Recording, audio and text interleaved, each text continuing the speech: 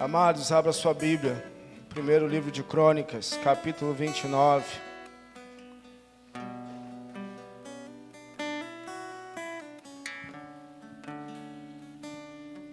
Primeiro livro de Crônicas 29.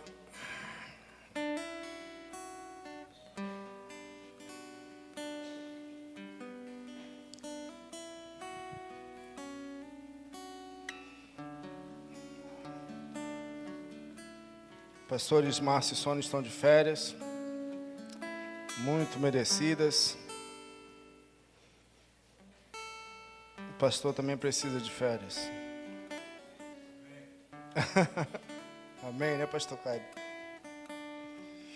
Queridos, aí falam de Davi, em um momento tão precioso e histórico para o povo hebreu, o povo de Israel, onde eles vão separar. Davi convoca o povo a ofertar ofertas essas que seriam direcionadas para a construção do templo, que seria realizada por Salomão, seu filho. Então diz assim: então o rei Davi disse a toda a assembleia, fica tranquilo que eu não vou falar sobre oferta, tá, querido? Pelo menos dinheiro. Deus escolheu meu filho Salomão e mais ninguém, mas ele é jovem, inexperiente, e a tarefa é grande, pois o palácio não será feito para homens, mas para o Senhor, o nosso Deus. Forneci grande quantidade de recursos para o trabalho do templo do meu Deus: ouro, prata, bronze, ferro e madeira, bem como ônix para os engastes, e ainda turquesas, pedras de várias cores e todo tipo de pedras preciosas e mármore. Além disso, pelo amor ao templo do meu Deus, agora entrego das minhas próprias riquezas ouro e prata para o templo do meu Deus, além de tudo que já tenho dado para este santo templo. Ofereço, pois, 105 toneladas de ouro puro de Ofir e 245 toneladas de prata refinada, para o revestimento das paredes do templo, para o trabalho em ouro e em prata e para todo o trabalho dos artesãos. Agora, quem hoje está disposto a ofertar dádivas ao Senhor? Davi pergunta. Então os chefes das famílias, os líderes das tribos de Israel, os comandantes de 1.000 e de 100, os oficiais encarregados do trabalho do rei, ofertaram espontaneamente. Para a obra do templo de Deus, eles deram 175 toneladas de ouro, e 10.000 toneladas de ouro e 350 toneladas de prata, 630 toneladas de bronze, e 3.500 toneladas de ferro. Quem tinha pedras preciosas deu-as para o depósito dos tesouros do templo do Senhor, cujo responsável é Jeiel, o Gersonita. O povo alegrou-se, repete comigo, o povo alegrou-se diante da atitude de seus líderes, pois fizeram essas ofertas voluntariamente e de coração íntegro ao Senhor. E o rei Davi também encheu-se de alegria. Imagina que momento histórico. Interessante que eles não estão falando de gramas de ouro, estão falando em... Qual a palavra que você mais ouviu aqui? Toneladas. 1 tonelada corresponde a 1.000 quilos. Está vendo esse número bem grande aqui? Vamos ler juntos? Não, peraí, vamos ler juntos. 1, 2, 3... 20 bilhões, 733 milhões, 48.801,67 centavos. Aproximadamente, querido, pelo cálculo de ouro, prata, bronze e ferro, esse é o valor dessa oferta. Fora outras pedras preciosas que nós vemos aqui. E o que isso tem a ver comigo e com você? Muita coisa. Quando a gente é levado pelo Espírito Santo a perceber alguns detalhes na Bíblia que às vezes passam desapercebidos. É interessante olhar esse valor, porque esse valor é muito alto. Concorda comigo? É um valor muito alto, a gente não pode precisar se foi esse o valor total do templo. Porque a Bíblia relata logo em 2 Crônicas que Salomão pegou dessas ofertas e guardou no tesouro. Mas enfim, é uma soma, uma quantia muito alta.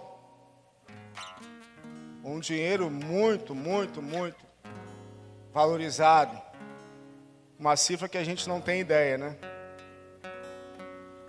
E o que tem isso a ver conosco hoje? Bem, a Bíblia relata que quando esse templo foi inaugurado, a glória de Deus se manifestou naquele lugar. A Shekinah de Deus desceu sobre aquele lugar ficou cheio da glória, a ponto dos sacerdotes não poderem estar ali dentro. Esse lugar foi um motivo de exaltação, foi feito para adoração, foi uma referência na época, algo extraordinário feito para Deus. Você que já viajou pelo Velho Testamento, você sabe. Só que um dia, queridos, o povo, por uma atitude também errada, começou a desviar seu coração do Senhor.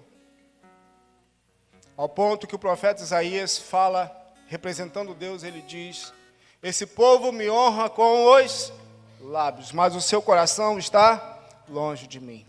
Toda essa glória, todo esse valor, tudo isso, tão precioso, né? Tão lindo, tão maravilhoso, das obras realizadas pelo homem, uma das mais fantásticas até hoje. Esse templo foi derrubado, foi queimado, todo esse valor se perdeu. Nesse templo, Deus se manifestava ali no Santo dos Santos, ao sumo sacerdote, a glória de Deus descia. Eu fico imaginando a Arca da Aliança feita em ouro, coisas preciosas, coisas que homens foram inspirados pelo próprio Deus para fazer. Tudo isso se perdeu. Todo esse valor se perdeu. Sabe por quê? Porque o coração do povo se desviou. Porque o coração do povo deixou de ter Deus assentado sobre ele. E o Deus que desejava assentar-se sobre corações chegou a repudiar as ofertas que eram realizadas ali dentro. E imaginar que esse Deus que se manifestava em tamanha riqueza e beleza, em um lugar tão lindo e tão perfeito, aos olhos humanos, Deus trocaria, Deus abre mão de valores desse tamanho, para se manifestar e se assentar em corações como o meu e o seu. Nada disso, querido. Imagina isso aqui, você rodeado de valores como esse. Deus trocou, Deus preferiu manifestar a sua glória dentro de mim e dentro de você. Se nós entendermos isso, muita coisa muda na nossa vida. E nessa noite, eu creio que o Espírito Santo quer nos levar para essa dimensão, para que nossa vida seja colocada em ordem. E o tema dessa mensagem é justamente isso, colocando a nossa vida em ordem. O nosso Deus trocou, querido, se manifestar, se revelar em um lugar lindo, perfeito,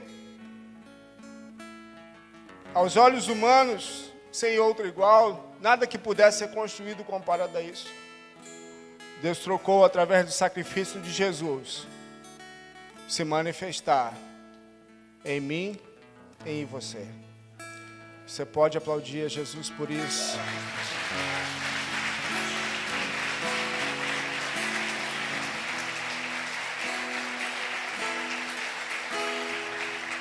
Oh Deus, obrigado, Pai. Deus trocou o valor financeiro, beleza, querido, nada disso para Ele tinha valor. O que Deus mais desejava era o coração do povo. Só que em nosso coração não há lugar a não ser o primeiro. Não há um lugar a não ser o primeiro para o Senhor. A palavra de Deus mesmo fala em Mateus 6,33, a gente usa muito esse versículo para falar sobre bênçãos, sobre conquistas. A palavra fala: buscai em primeiro lugar o reino de Deus e a sua justiça, e todas as demais coisas serão acrescentadas. E eu creio que Deus está resgatando nesses dias valores para nós. Como eu já falei aqui, você me ouviu. Se não ouviu, tem oportunidade de ouvir no site, no Tadel Integrado. Deus está resgatando valores em nós que se perderam.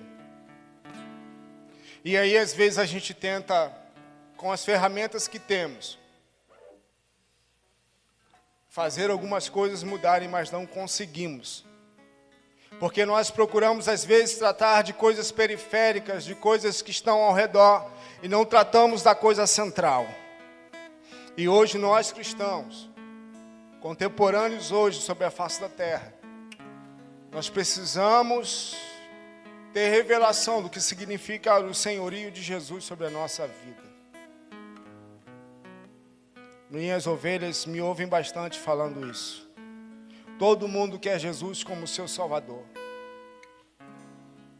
mas poucos querem Jesus como seu Senhor. Eu não quero ser duro além da medida, mas eu creio que muitas vezes, que falta muito em nossos discipulados hoje, é não levarmos nossos discípulos a simplesmente fazerem as coisas de forma mecânica. Mas duas perguntas nós precisamos observar. Não sei quanto tempo você tem no Evangelho, mas me causa muita dor, misericórdia. Meu coração nesses dias tem andado desse jeito, porque nós percebemos algumas pessoas passando, a hora está passando, o tempo está passando, e algumas coisas não vão se vencendo. E eu percebo que falta um pouco mais da revelação do que é Jesus ser Senhor na minha vida. E isso é muito sério, porque isso fala de um coração voltado para o lugar certo. Um coração onde Jesus está entronizado, está assentado.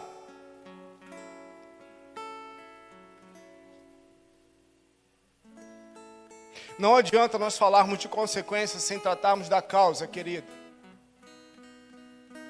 Não adianta tratarmos de tantas coisas, tantos detalhes, se não falarmos da causa. Tem um livro tão precioso do pastor Luciano, se você não leu, leia de todo o coração. Quantos já leram esse livro aqui? Às vezes a gente tenta ensinar tantas coisas para as pessoas, mas a primeira coisa que nós precisamos ensinar é o primeiro mandamento. Amarás o teu Deus de todo o teu coração, de toda a tua força, de todo o teu entendimento. Se nós como cristãos não tivermos essa revelação, não adianta a gente falar de outras coisas. E isso é muito sério. Às vezes, quando tratamos de situações, quando lidamos com problemas de relacionamento, como isso enche nossas igrejas, problemas de relacionamento. E a gente vê, não mais isso, não mais aquilo, não mais isso, mas ele fez. Me desculpa, eu vou ter que tocar nessa área, né? Mas meu esposo, mas minha esposa, não tem jeito, eu tenho que tocar nessa área, é meu chamado. Mais isso, mais meu filho, mais meu pai, mais isso, mais aquilo. É verdade, tantas coisas nós podemos ser influenciados, não é verdade, querido? Eu não estou aqui para desfazer. Eu sei lá em casa que nós andamos juntos. Nós caminhamos como equipe. Mas no final de tudo, como os filhos de Deus, e o Senhor vai falar para nós, tá bom, mas e você? Eles pecaram, eles saíram, eles foram, eles abandonaram o barco, eles fizeram isso, eles fizeram aquilo, te ofenderam, te machucaram. Mas e você? No final de tudo, Deus vai falar, tá bom, e você e eu? O que eu tenho a ver com isso? Você para comigo, tete a tete, papo de homem. Será que a gente vai falar como Adão fez? Falou? Foi a mulher que tu me deste? É disso que eu estou falando nessa noite, querido. Eu acho que tem duas perguntas que nós precisamos sempre fazer, estarmos avaliando. Quem é Jesus para mim e para você? E em que lugar Ele está em nosso coração? Se isso não tiver estabelecido, as outras coisas não vão conseguir se ajustar. Por quê? Jesus é o centro. Ou Ele precisa ser o centro.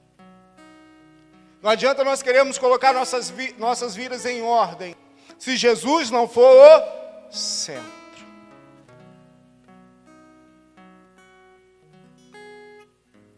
E eu penso que nossos relacionamentos, aí eu entro em discipulado e tantas outras coisas. Nossos casamentos, nossos relacionamentos com filhos, com pais e por aí vai. Seria bem diferente se nós entendermos essa verdade. Quer colocar a sua vida em ordem, amado, querido? Líder que está aqui hoje, ovelha. Observe se Jesus está no centro.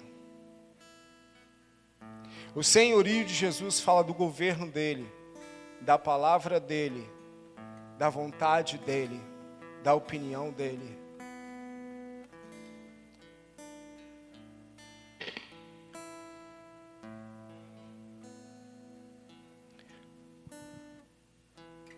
No Velho Testamento, a gente sabe Deus, quando uma oferta era agradável a Ele, Deus consumia aquela oferta que estava colocada acima do altar.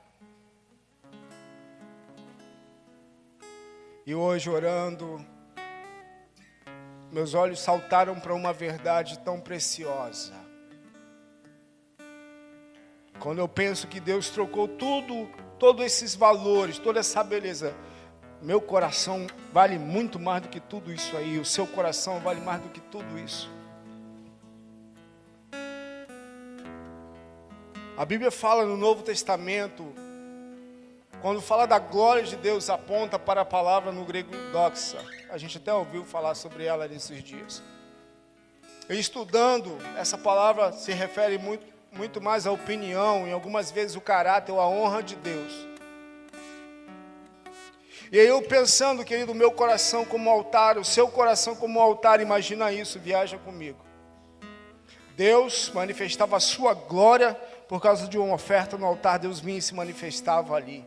A presença de Deus, o próprio Pai via ali, se manifesta a sua presença, a sua glória, a sua Shekinah. E hoje o meu coração, o seu coração como altar de Deus, quando oferecemos a Ele oferta, ou seja, quando o nosso coração reconhece, estabelece, deixa de lado nossas emoções, deixa de lado os mais, deixa de lado as outras coisas, fala, Senhor, venha o teu governo, venha a tua opinião, venha a tua palavra, se manifesta aqui, Senhor, quando eu dou esse lugar, quando eu ofereço esse lugar em meu coração para o Senhor, a glória de Deus se manifesta, ou seja, Senhor, traz a tua opinião, se manifesta dentro de mim, e isso se manifeste também fora de mim. Senhor Jesus, venha a tua opinião sobre essa área da minha vida. Senhor Jesus, seja aqui o governo, o juízo entre eu e minha esposa. Jesus, seja aqui o rei, o Senhor, o governo, a tua opinião. Não seja mais o que eu penso, o que eu falo. Porque eu sou imperfeito. Mas que as pessoas possam ver através da tua glória manifesta em mim a tua opinião. A opinião de Deus. Eu posso ser alguém que manifeste a glória de Deus, não em poder, em cura, em sinais e maravilhas. Querido, presta atenção nisso. Quando você, como altar do Senhor e eu, damos a oportunidade de Jesus ter o primeiro lugar, ocorre transformação dentro de nós. A glória de Deus se manifesta dentro de nós. Ainda que nós tenhamos nascido assim, com o nosso temperamento, com nossas questões, com nossas debilidades, a glória de Deus se manifesta dentro de nós, faz com que nosso ser seja transformado. A opinião de Deus é levada às pessoas. Por quê? As pessoas reconhecem que não somos nós, mas é Deus em nós manifesto. Glória de Deus manifesta às pessoas. Em altares não mais produzidos por mãos humanas, mas altares levantados pelo sangue do Cordeiro.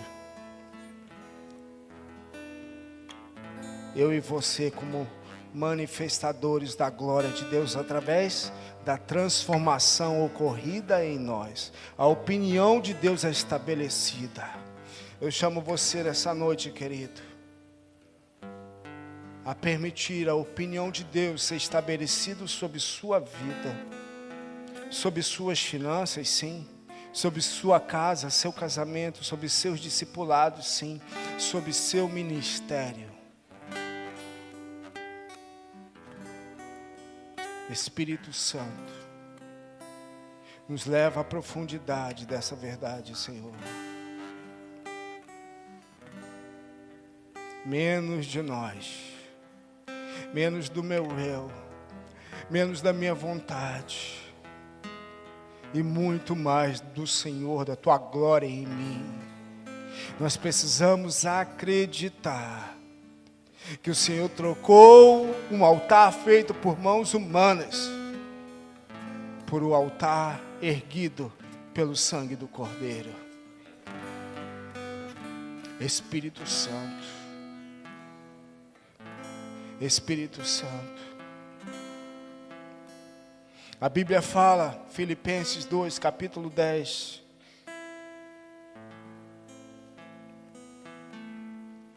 E Romanos 14, 11, passagens muito preciosas. Eu quero pedir que você abra pelo menos Filipenses 2:10. Já estou encerrando. Filipenses 2:10. Mas sempre que nós proclamamos essa passagem, algo que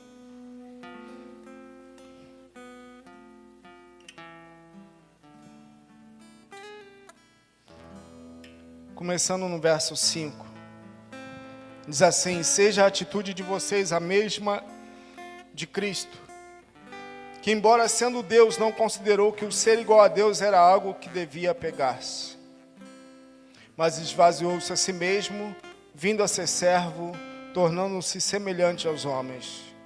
E sendo encontrado em forma humana, humilhou-se a si mesmo e foi obediente até a morte, morte de cruz.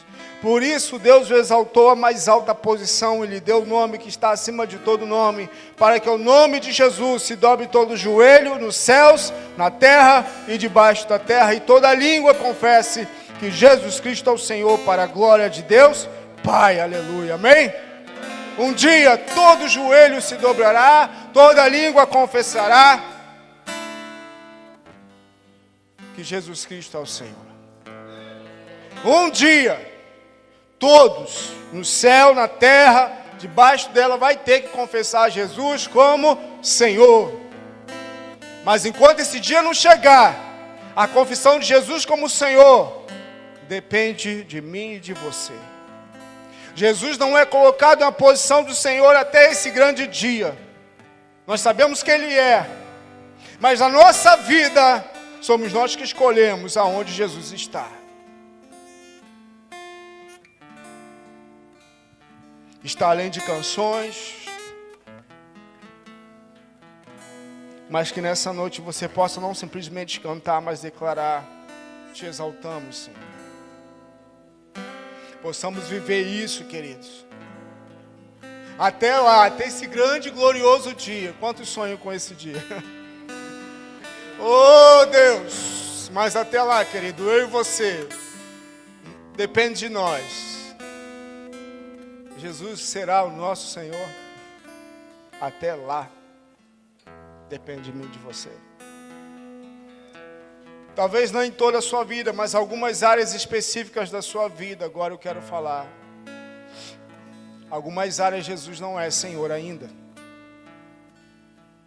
E isso é tão sério. Por quê? Uma área onde Jesus não é Senhor, onde nós somos, ou outras coisas são, podem derrubar todas as outras.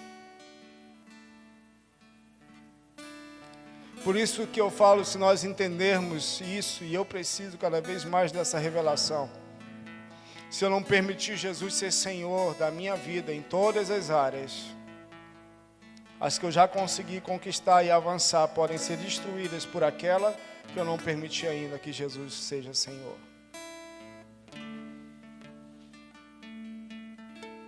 venha a tua opinião, venha a manifestação da tua glória em mim, para que o meu eu possa ser deixado de lado e a tua opinião se manifeste através de mim. Se Deus é poderoso para agir em uma área, Deus pode agir em todas elas. A questão é, eu permitirei? Nós permitiremos? Porque deixar Jesus ser Senhor não é fácil, mas vale a pena. Porque se Ele for Senhor, nessa área específica, a glória de Deus se manifestará. E as pessoas vão ter que perceber, vão confessar, só pode ser o Senhor ali. Só pode ser o Senhor ali. Porque eu conheci essa pessoa. Eu sei como ele era. Eu sei como ela era. E ali só pode ser Deus. E eu penso que nós precisamos muito mais disso. Então não adianta, querido amado discipulador, tentar tratar de outras coisas. Principalmente com irmãos que já têm algum tempinho na casa do Senhor. Tem áreas que nós precisamos avaliar. Jesus é o Senhor da minha vida. Eu não estou aqui, querido, de forma alguma como uma palavra de condenação, muito pelo contrário, porque eu sei que Deus quer ver a glória dele se manifestando em nós, amém? E Deus tem resgatado isso nesses dias em nós, na região dos lagos. Abre os teus olhos, os teus ouvidos, para perceber o que Deus está fazendo nesses dias. Que flua em nós o senhorio de Jesus Cristo, a vida de Deus, naqueles que colocam o seu eu na cruz e permitem Jesus assentar-se no trono, amém? Amém, queridos? Fiquem de pé no seu lugar.